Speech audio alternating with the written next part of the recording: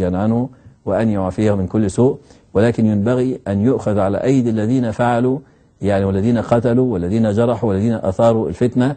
والمعلوم يعني تماما أن السلفيين ليسوا بأدعياء فتنة، وأنهم ضد العنف في كل زمان وفي كل مكان، معروف عن السلفيين. وهم طالما نسبوا لهم التهم وبرئوا من هذه التهم، قالوا يهدمون الأضرحة، ولم يثبت أن السلفي واحد يعني هدم ضريحا على مدى، والنيابة العامة نفسها برأت السلفيين يعني من ذلك. ثم قالوا العنف ويثيرون الفتنة الطائفية.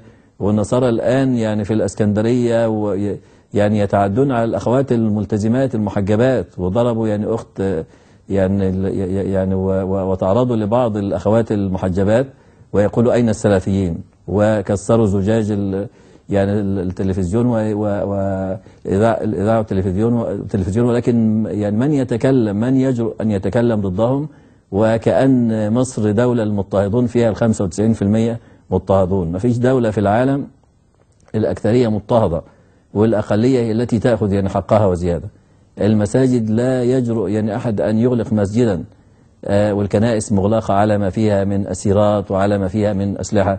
فنحن نأشد المسؤولين يعني أن تحسم يعني هذه الفتنة حتى لا يتكرر ما حدث بإمبابة. وهم يزدادون جرأة، يعني كلما مررنا لهم وسكتنا عنهم يزدادون يعني جرأة وتعديل على المسلمين. فنسأل الله عز وجل يعني أن يحق الحق وأن يبطل الباطل.